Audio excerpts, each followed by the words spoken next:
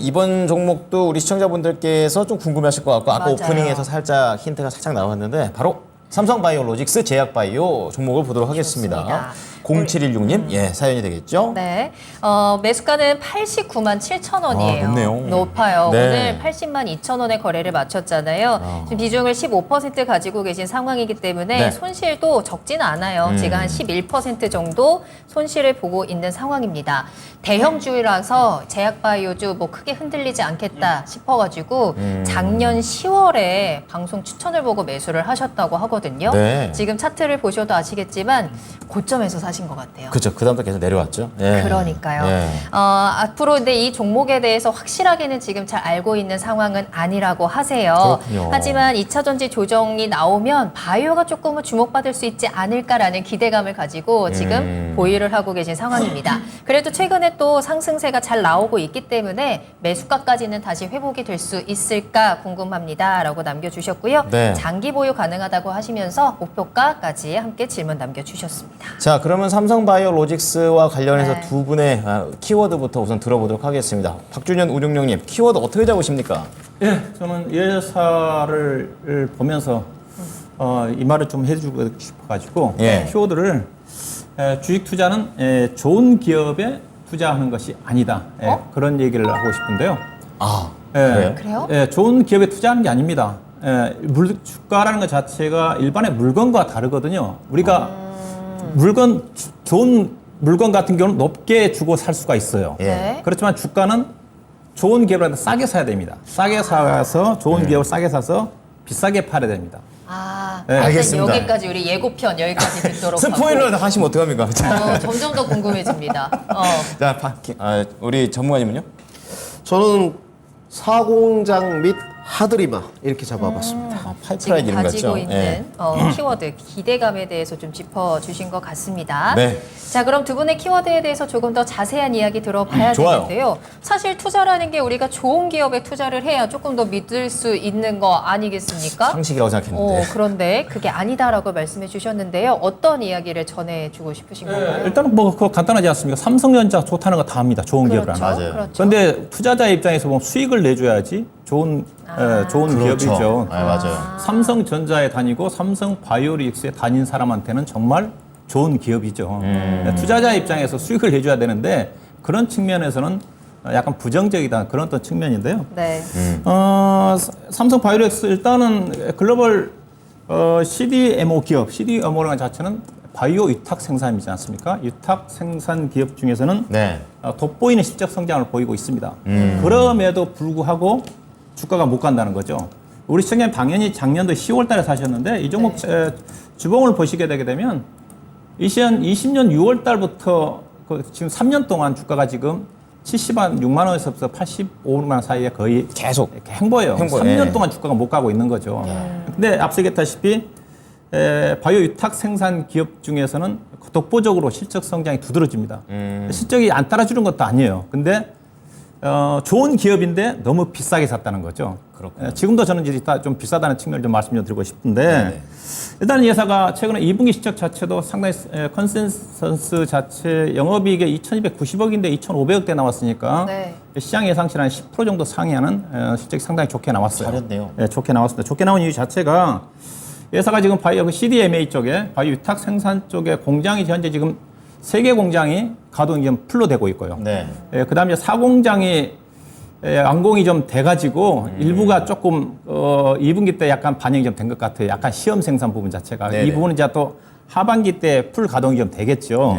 네. 그다음에 회사가 또 추가적으로 본래 이제 5공장을 2029년도에 설립을 하려고 그랬었는데 워낙 이쪽에 CDMA 쪽에 호황이다 보니까 앞당겨서 2026년도에 조기에 공장을 가동을 추진할 정도로 상당히 업황은 좋습니다. 수주가 많이 들어오나 봐요. 그래서 여전히 계속적으로 쾌파 증설이 좀 되니까 성장성은 지속적으로 성장할 것 같고요.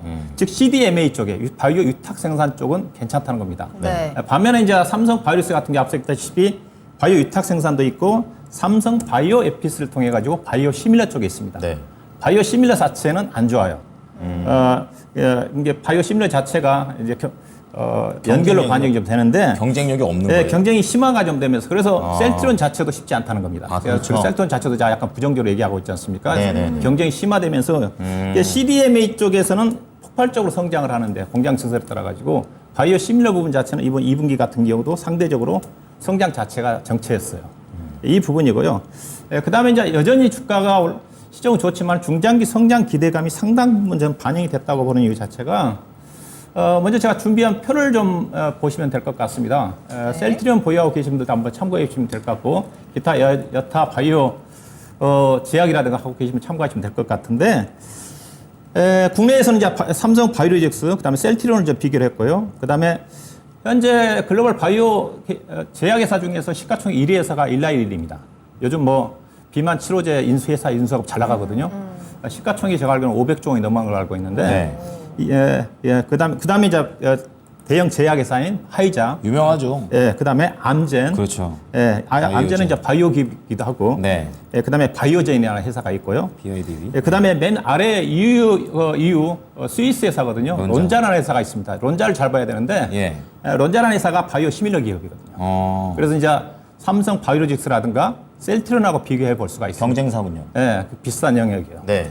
론자 같은 경우도 상반기 때 시작이 안 좋게 나와가지고 실적 발표하자마자 주가가 10% 정도 급락했거든요. 급락했는데 밸류를 보시게 되게 되면 삼성 바이오로직스가 올해 예상 실적 기준에서 오늘 종가 기준에 PER이 72.2배, 네. 그다음에 셀트리온이 34.6배, 그다음에 일라일리가 51.5로 상당히 높죠. 보니까 네. 바이오 대형 빅테크 바이오 기업 중에서 가장 PER 단위로 비싼 회사가 일라일리더라고요. 근데 일라일리가 매출액이 연평균 20% 성장합니다. 이 회사가 매출액이 삼성 바이오로직스의 10배가 넘습니다. 영업이익이 거의 10조 원 정도 되는 회사예요.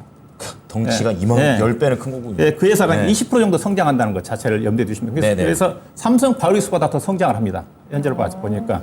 그 회사가 51.5배, 그 다음에 화이자라는 회사가 11.7배, 암젠이 12.1배, 바이오젠이 20배, 앞서게 론자라는 회사가 35.4배입니다. 우리나라 PER 왜 이렇게 높아요? 높습니다. 그래서 제가 우리나라 업종별로 본다 한다면 제가 보기에는 미국 기업과 비교하면 바이오 기업들이 제일 비쌉니다. 업종으로 본다 한다면. 은행주가 또 가장 싼 편이고요. 업종을 본다 굳이 얘기한다 한다면. 그다음에 2024년도를 비교해 본다 하더라도 삼성 바이오로직스가 60배고 같은 바이오 시밀러 기업인 론자라는 회사가 27.9배죠. 네. 론자가 현재 CDMA 쪽에 유탁 생산 쪽에 1위였는데 삼성 바이오로직스가 투자를 늘리면서 삼성 바이오로직스가 약간 앞서가고 있는 쪽입니다. 셀트리온 같은 경우는 2024년도에 이제 삼성 바이오로직스의 반 정도 해당이 좀 되죠. 다른 여타 보시게 되면 암젠 같은 경우는 PER이 11배밖에 안 됩니다. 네. 비싸다는 거죠. 이런 어떤 측면을 본다 한다면 중장기 성장 기대감 부분 자체가 현재도 상당 부분 반영이 좀 되어 있는 게 아닌가 뭐 그런 얘기를 좀 해드리고 싶습니다. 네, 결국에는 우리 투자자들의 수익을 높여줄 수 있는 투자가 좋은 투자다라는 말씀이신 것 같아요. 그쵸. 좋은 기업을 좋은 가격에 매수를 하는 것이 중요할 것 같고 삼성 바이오로직스 물론 좋은 기업이고요. 중장기적인 성장성도 가지고 있지만 주가는 지금 현재 조금은 무겁지 않나라는 부분들을 체크해 주셨습니다. 네. 전반적으로 좋은 내용은 아니었어요. 비싸다.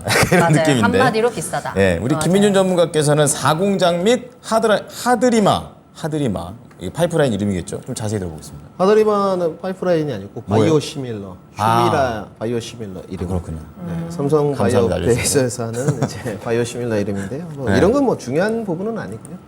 그러니까 그 제약 바이오가 굉장히 대형 호재가 없으면서 소외가 상당히 많이 됐었습니다. 부재한 상황이었죠. 그리고 이제 코로나 때 조금 묻지마 매수격, 패닉 바이였죠 그때도.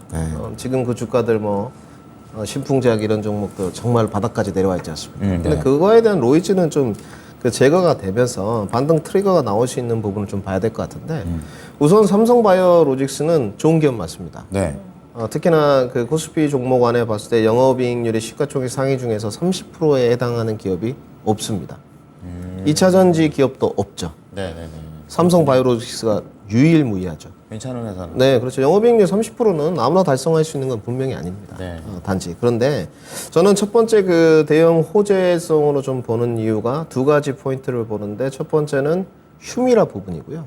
이 부분이 시장에서 차지하는 매출액 부분이 큰데 이제 특허 만료가 되면서 결국은 이 바이오 시밀러 경쟁력에 대한 구색을 갖추기가 시작되는데 삼성 바이오오피스 같은 경우는 지금 저 자회사죠. 하드리마라는 이 바이오 시밀러 미국에 있는 이제 시그나 PBM에 등재가 되어 있습니다. PBM이라는 용어가 좀 어려운데 그냥 의약품 처방관리협회 이 정도 보시면 됩니다. 등록이 됐다. 네, 그렇죠. 보험사하고 연결해주는 중간관리업체 정도라고 좀 보시면 되고요. 여기에 등재가 되고 안 되고가 상당히 중요합니다. 네. 참고로 셀트리온 같은 경우는 아직 안 됐어요. 그러니까 그럼 저게 등재가 되면은 보험사랑 연결이 돼가지고 그렇죠. 뭔가 아프거나 그렇게 썼을 때 그 목록에 등재 기재를 하는 그럼 거죠. 더 네. 이제 보험을 받을 수 있으니까 더 많이 쓸 수도 있겠네요. 그렇죠. 네. 네, 상당히 중요한 부분인데. 그 다음에 이제 삼성 바이오로직스는 역시나 이제 위탁 생산으로 대변이 되는데 이 사공장 매출이 언제부터 인식이 될 것이냐. 올해도 영업이익률 가이던스가 지금 1분기 때 보게 되면 전년 동기 기준으로 영업이익도 올라갔습니다. 매출액도 당연히 올라갔고 해마다 성장은 계속 해가는데 결국은 이 사공장 가동된 게 지금 3분기부터 반영이 된다는 거죠. 그래서 BF가 중요한 부분이었는데 제가 봤을 때는 그래서 증권사나 기관 쪽에서도 보게 되면 보통 상저하고를 예측하고 있거든요. 네. 근데 지금 전반기 때는 워낙 2차 전지의 쏠림이 그렇죠. 너무 강했죠. 소외주라고 좀 봐야 안 될 것 보여요, 같은데. 다른 것들은. 결국은 이 개인 투자자 그리고 또 어떤 기관 투자자와 지금 공매도에 첨예한 전투가 일어나고 있는데 저는 외인과 기관의 수급 이동이 한 2주 전부터 발생하고 있다고 봐요. 아, 이미요. 네, 그렇죠. 그래서 삼성 바이오로직스도 보시게 되면 주가가 70만 원부터 지금 80만 원까지 단숨에 거의 한 2주 만에 13% 정도 반등을 했거든요. 네. 결국은 개인 투자 힘으로는 이렇게 끌어올릴 수는 없습니다. 결국 수급에 부주했는데 이 휴미라에 대한 바이오 시밀러 부분하고 사공장 매출 부분이 인식 키워드가 또 돼가고 투심의 변화가 있으면서 주가가 반등하게 된다. 그리고 증설이라는 것은 결국은 그 높은 수요를 좀 대변한다고 저는 좀 보여지고요. 네. 삼성 바이오로직스 같은 경우는 제약바이오의 시작점, 방향키라고 저는 좀 보고 있습니다. 저는 좀 제약바이오도 다르게 보는 게 종목마다 다르게 봐야 될 것 같은데 네. 가치주 같은 경우는 밸류가 싸고 계속적으로 ROE가 높은 종목들을 사는 게 맞습니다. 네. 그런데 보통 보시게 되면 우리가 반도체 어떻게 사시죠? 반도체요? 네. 불황일 때 사고 호황일 때 팔아야 된다고 보였습니다. 그렇죠. 밸류가 쌓여야 될 때 산다고 생각을 많이 하잖아요. 네. 그럼 망하죠. 아, 그래요? 그럼 망하죠. 아, 그래 제가 안 합니다. 네. 삼성전자나 하이닉스 지금 밸류에이션 상당히 높지 않습니까? 그렇군요. 근데 경기가 좋아지고 기업 실적이 좋아지면 밸류가 내려가겠죠. 그렇죠. 그때 팔아야죠. 그래서 삼성전자가 2020년에 호황기였지 않습니까? 맞아요. 네. 밸류가 상당히 쌌지 않습니까? 네네. 고점이었던 거죠. 종목마다 좀 다르게 봐야 되는데 삼성전자는 지금 밸류에이션이 높습니다. 상당히. 근데 2025년 기준으로 보게 되면 47배까지 떨어지거든요. 그래도 높긴 해요. 그런데 지금의 장기 성장성을 보게 되면 월봉의 모습을 봤을 때도 박스권 저점 부근에서 결국은 상단 부근까지는 좀 반등이 가능하다. 저는 이렇게 생각하고 있습니다. 두 분의 의견이 조금은 다르죠. 다르게 네, 느껴지는 다르죠. 것 같은데 그렇다면 운용형님께서는 삼성 바이오로직스 물론 좋은 기업이지만 현재 비싸다라고 평가를 하고 계신 거잖아요. 그럼에도 불구하고 또 김민준 전문가님이 말씀해주신 여러 가지 가능성들 때문에 기대감들 때문에 일각에서는 계속해서 에코프로 이후에 황제주로 가장 그렇죠. 가능성이 있는 종목이 삼성 바이오로직스가 아니겠느냐, 100만 원을 그래, 올라가지 맞아요. 않겠느냐라는 분석들이 나오는데 그 가능성은 어떻게 보세요? 삼성 바이오로직스가 주가가 이제 많이 올라온 부분 자체는 네. 일단은 이 회사의 수급에서 보셔야 돼요. 삼성 바이오로직스 최대 지주가 삼성물산하고 삼성전자지 않습니까? 네. 두 개 회사가 가지고 있는 지분이 아마 74, 5% 정도 됩니다. 다네요. 유통 물량이 없어요. 이것 때문에 수급 때문에 가는 거예요. 근데 결국은 73, 4, 5% 정도면 삼성이 이렇게까지 가지고 있을 이유가 없거든요. 저는 나중에 물량이 결국 나온다고 봅니다. 그래요. 당장은 아니겠지만 최근에 이제 LG 에너지 솔루션 같은 경우도 LG하고 지분을 팔아야 되는데 80% 넘게 갖고 있으니까 근데 상장한 지 얼마 물적 분할한 지 얼마 안 됐기 때문에 어쩔 수 없이 교환 사채를 통해서 몇 년 이후에 주식을 내주겠다는 쪽으로 한 거지 않습니까? 삼성 바이오로직스도 언젠가는 지분 물량이 나오면 네. 저는 그래서 최근에 결국은 삼성 바이오로직스 워낙 크다 보니까 기관 투자가 또 외국 투자가 또 이거 포트에 편입을 해야 되니까 네. 이제 그런 또 부분들이 삼성 바이오로직스의 주가 강세에 영향이 있다고 저 보고 있는 쪽이고요. 결국은 이제 이 회사의 결국은 이제 주가가 고점을 간다는 것 자체는 앞서 때 기관하고 외국 투자가들 사줘야 되는데 앞서 이제 해외 기업들과 비교해 보면 엄청나게 비싸다는 거죠. 그쵸. 결국 그렇지만 국내 쪽에서 바이오 하게 되게 되면 대표적인 회사가 삼성 바이오로직스 그다음에 셀트론이기 때문에 네. 바이오 제약주 국내 시장에서 또 이머징 시장에서 외국 투자 입장에서는 편입을 안 할 수밖에 없거든요. 이제 이런 또 부분들 때문에 주가 자체는 어느 정도 강세는 전개가 된다고. 왜냐 업종 1위 회사이기 때문에. 네. 그런데 개인적으로 앞서겠다시피 앞서 제가 일라이레일리 얘기 들었는데 1위 회사니까 네. 영업이익이 10조 원이거든요. 10조 원이 시가가 지금 500조 원 정도 되는 회사고 앞서 매출액이 연간 40조 가까이 되는 회사가 연평균 20% 정도 성장한다고 그랬으니까 네. 삼성 바이오로직스 같은 경우 그렇게 20% 성장을 하지는 않거든요. 제가 보기에는. 20%가 많이 성장한다는 얘기죠. 네, 그렇죠. 그리고 삼성 바이오로직스가 성장하기 위해서 이제 CDMA 쪽에가 성장을 주도하고 있다고 그랬으니까 네. 바이오 위탁 생산 네, 네. 계속 공장을 좀 지어야 되거든요.